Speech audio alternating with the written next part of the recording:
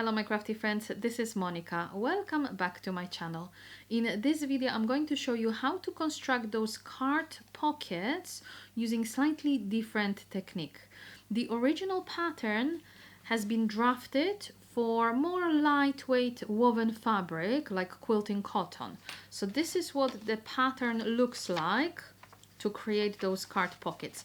And to make those pockets you simply need to fold this pattern piece like an accordion, as you can see, which you can imagine creates a lot of bulk if you want to make this wallet with something like for leather, cork or vinyl, more thicker, more sturdier fabrics. But for the longest time I really wanted to make this zip-up card holder with faux leather. I think it looks so good, and I know I'm not the only one. So last week I showed you how to modify the pattern to create individual pattern pieces, so you can sew this center panel, you can sew your card pockets with non-fraying fabric like faux leather, cork or vinyl. And in this tutorial I'm going to show you how to put those pieces together. Just so you know, I wanted to show you how to modify a pattern to create those pattern pieces, and I used this wallet as an example, but you can follow along with that tutorial if you want to create, if you are making different project and you are adding those pockets as well, but original pattern, let's say, have very similar construction method to this one. Also, if you don't want to modify the original pattern, or if you don't feel comfortable or confident to do it, I actually created a PDF file so you can cut out those pattern pieces and create your zip-up card holder with non-fraying fabric, just like I've done this sample. So you will find the link to the blog post in the description box below, just in case if you want to just quickly print out those pieces and sew the wallet with me. So if you are ready to learn how to make this middle panel, how to sew those card pockets with non-fraying fabric using your new pattern pieces, then gather your supplies and let's get started. To begin, cut out one pocket, one top panel and one bottom panel from non-fraying fabric such as cork, vinyl and faux leather. Make sure to mark all the notches and fold line. I like to mark them on the right side of the fabric, but if you want you can mark them on the wrong side of the fabric, whatever is easier for you. I wouldn't recommend snipping into the fabric since I cut away as much seam allowance as possible and you don't really want to like cut too much. So I would just take a pen or a pencil and mark those inside the seam allowance. Take your pocket and fold the top edge along the fold line. So I've got my notches marked, so I know exactly how to fold it. So you're going to fold it wrong sides together. If you want, you can use double-sided tape, but I'm just going to use a couple of clips to keep that edge from unfolding, like so. Then grab your bottom panel and do the same. So again, I have my notches marked that indicates the position of the fold line. So I'm going to fold this piece wrong sides together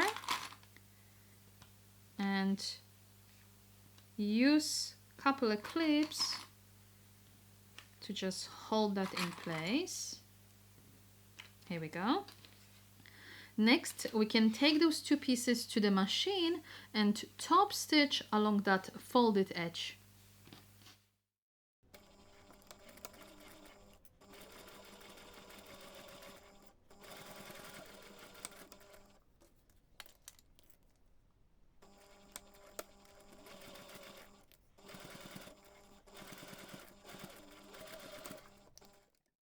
Here we go. I've got those two pieces top stitched.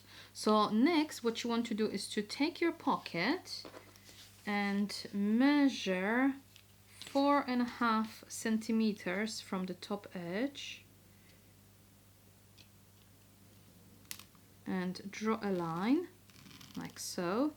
If you are making different project, then you'll have to do whatever you drafted for. So that is the depth of my pocket. So if your pockets are slightly deeper, make sure to measure correct distance. But that's how I drafted those pieces for. So you'll need to measure 4.5 centimeters. Then you can take your top panel and place your pocket on top like so. So right sides are facing up. I have my notches marked where I need to line up the top of my pocket. So I'm going to do that. So I'm going to line up the top edge, add those two notches, line up my sides like so. Then we can take this to the machine. We're going to sew along the bottom following the line that we previously marked, and then we can baste those two side edges.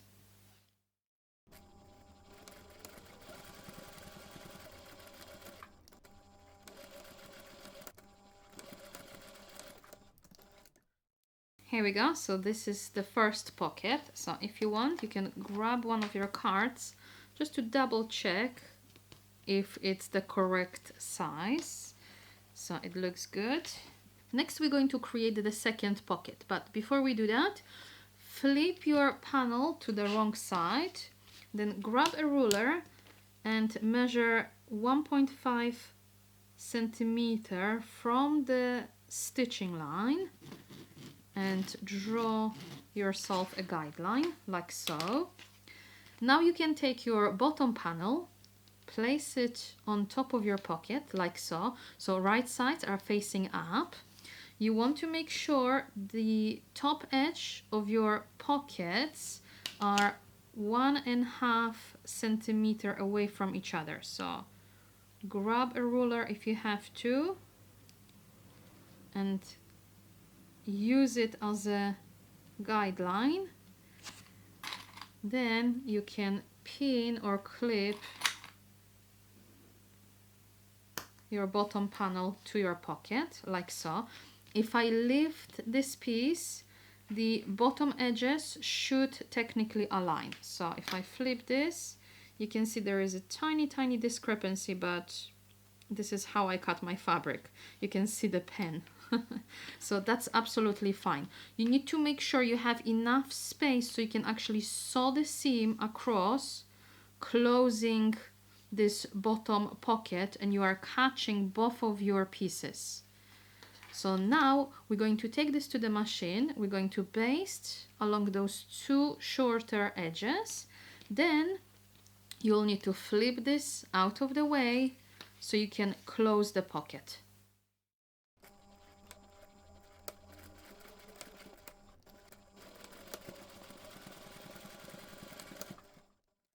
If you want, double check if the other pocket is correct. That looks really good for me. Then you need to take your side panels, sew them along the side, and then follow the sewing instruction to finish sewing your zip-up cardholder. Here we go, and this is what my finished wallet looks like. I think it is really cute with this color blocking. What do you think? Let me know in the comments if you enjoyed this tutorial, if you are planning to try making the zip-up cardholder with faux leather, cork or vinyl. I would love to see your photos, so make sure to tag me at Allsewpetite on social media. Otherwise, subscribe to my channel for more videos just like this one. See you next time. Stay crafty, friends. Bye.